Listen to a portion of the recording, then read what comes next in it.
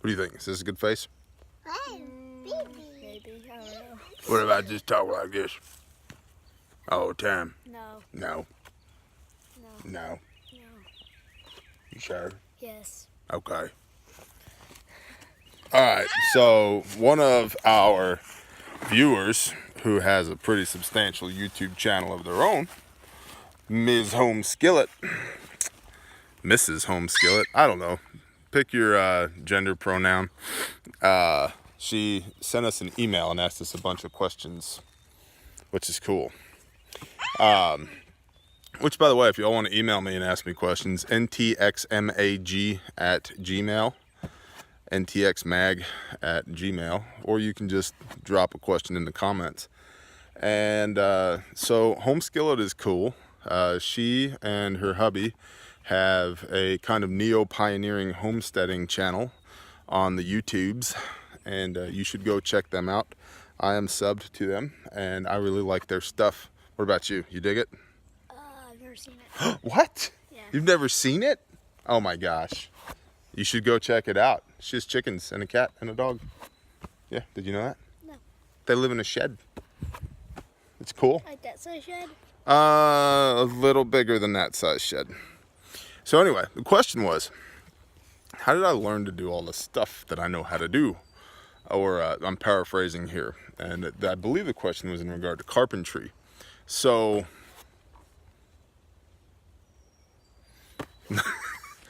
the way that I learned to do all the stuff that I know how to do is by doing. I have never been afraid to just jump right in and start doing things. So the first job I ever had was working for my dad as indentured servitude, basically being compelled to perform work for telecommunications and power construction, putting up power poles and telephone poles and burying buried cable and fiber optic cable and operating heavy equipment.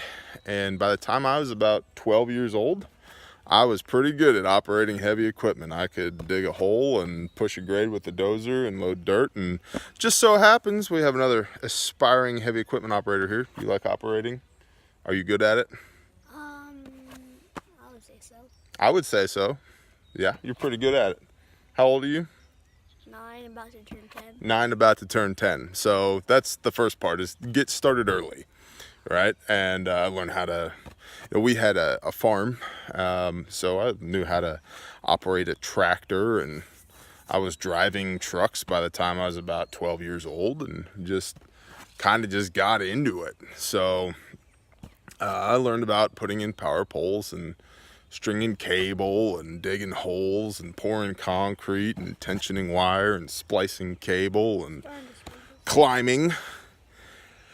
And then when I was about 15 years old, I started working for a company, a timber company, cutting timber and splitting firewood.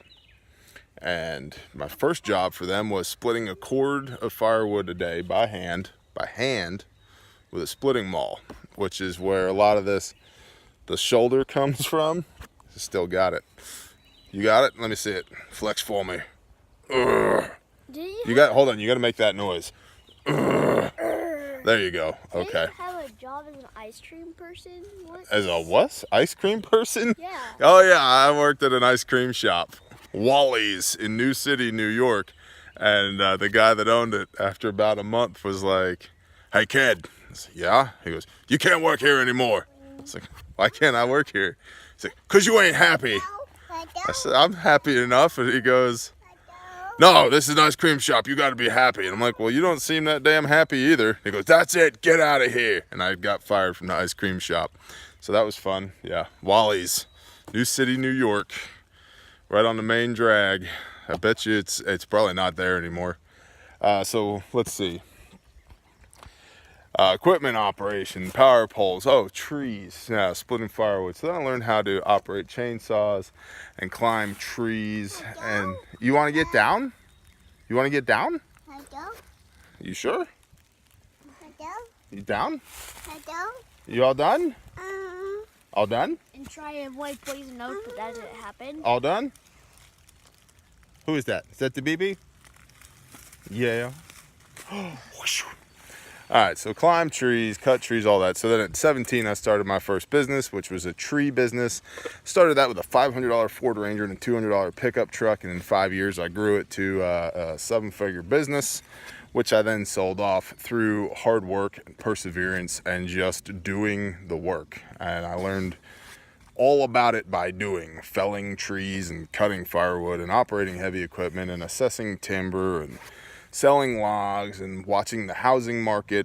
You have a bump in the housing market. About a month later, your softwoods will peak, and about 6 months after that, your hardwoods will peak in value. So I did all that, sold that business, and then I did some. I was a troubleshooter for an alphabet soup agency. We'll just leave it at that. Did that for a while. And I did really well on my ASVAB. Really well on my ASVAB. Wanted to join the Marine Corps. Couldn't join the Marine Corps because that was a baby foot. Wanted to join the Marine Corps, but I couldn't because I'd broken my sternum in a logging accident. So that kind of broke my heart because I wanted to go 0311. And my uncle was a sergeant major in the Marine Corps. So I really had my heart set on that, and when that didn't pan out, I went hardcore with the trees. But I got a phone call after 9/11 happened. It basically was like, look, you did really well on your ASVAB. Do you want to join the Corps? And I said, look, I was medically disqualified last time. And they're like, dude, we'll find something for you to do. And I was like, I can't right now. I got a business to run. So long and short, they kept harassing me, and I started getting phone calls from higher and higher ranking individuals at different agencies, we'll say. And long and short, I went to work for them for a while doing certain things. So ain't that right, Wheeze? Ah! Shut up, Shine. So then after all of that, then things happened. We had a couple big hurricanes, one of which was named Katrina. You might have heard of it. And I went and cleaned up Katrina for 10 months from the Florida Keys to East Texas, all around the Gulf. Mama, she's inside laying a hardwood floor because she's beast mode. And I know. Store? Yeah. Oh, you're going to blame us not being at the store on me? Yes. Yeah. Your hair is so fabulous. Don't hijack my video. What? What?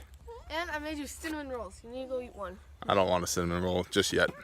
So, did Katrina.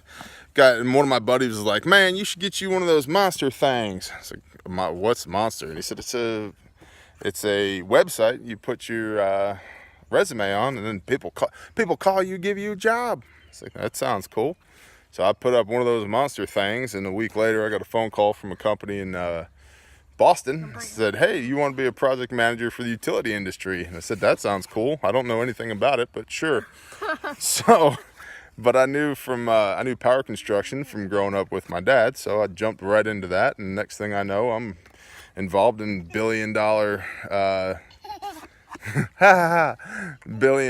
renewable energy projects, putting up wind turbines and solar, and hundreds of miles of high line and all that. And where Mama? She's inside. You want to go inside? No. Yeah. You go to the store. Okay. Well, hold on.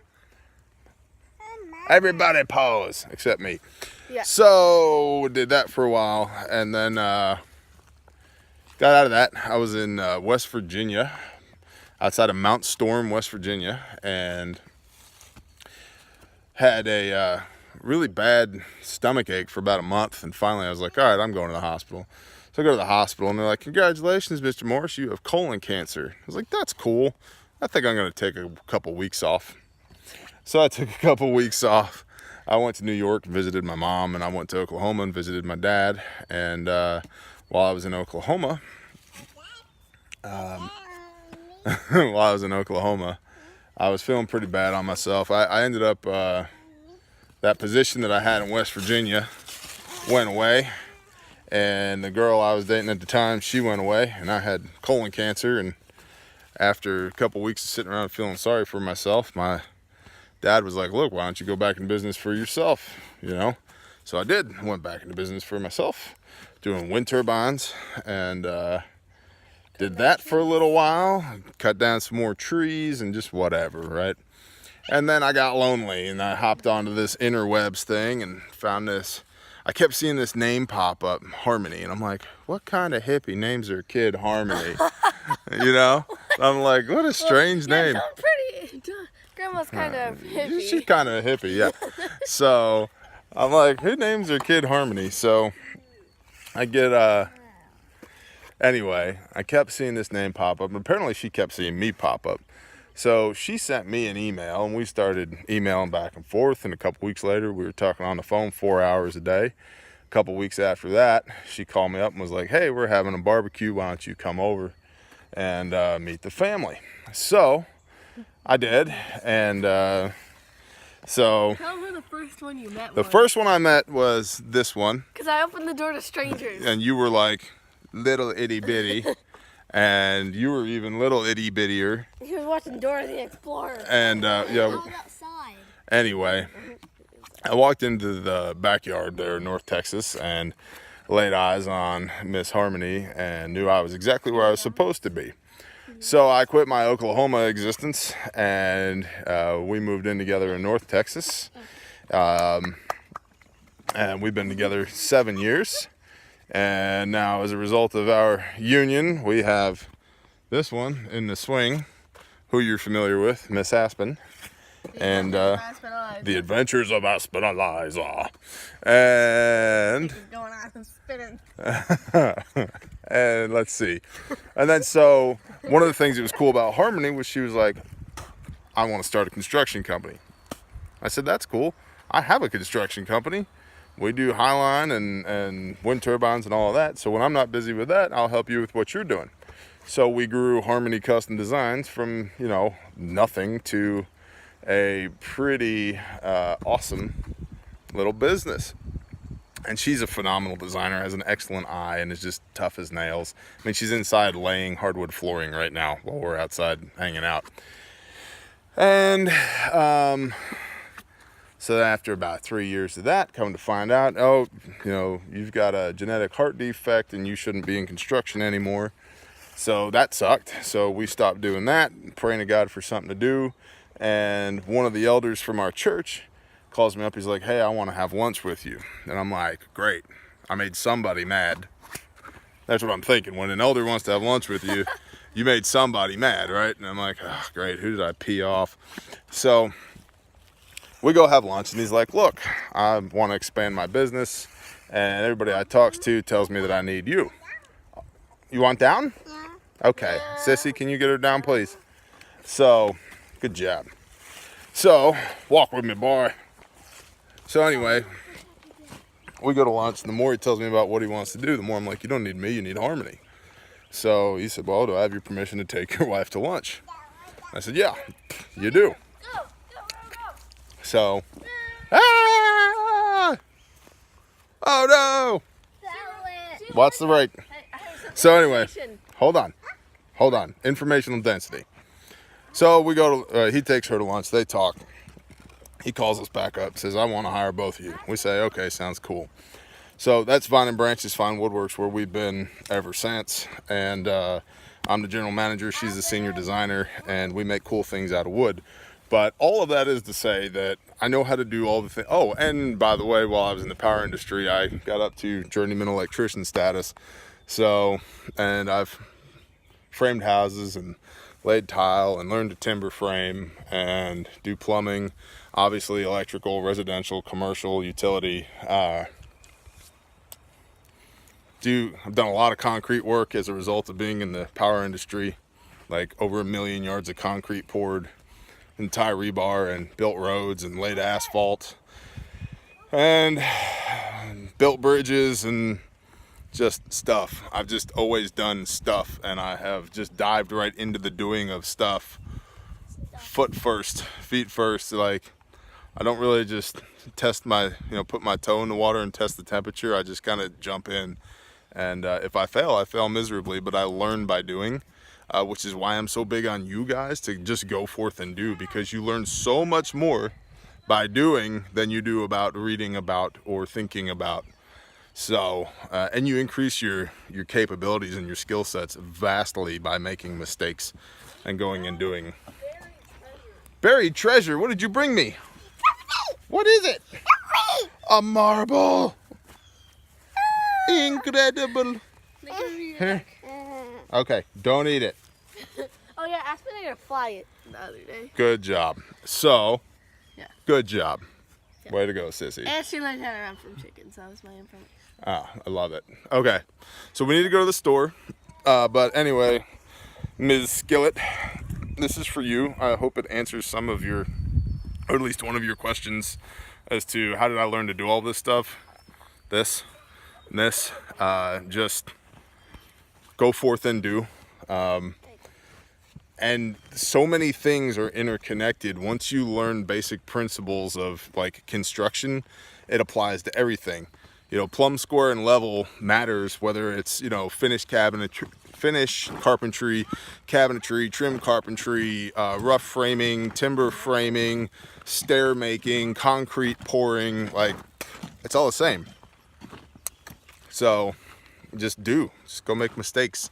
Sprinkling. Do. Sprinkling. Sprinkling. Oh yeah, and I stepped. If anybody's wondering what the step on my glasses, I stepped on my glasses. Don't step on your glasses. 2 days. So, I yeah. said don't go through the mud. Hey, come here. Come here. Oh, and there's a mom. And there's the Back mom. there behind that tree. That's our cool story. Hope we answered your question. We will talk to you later. Bye.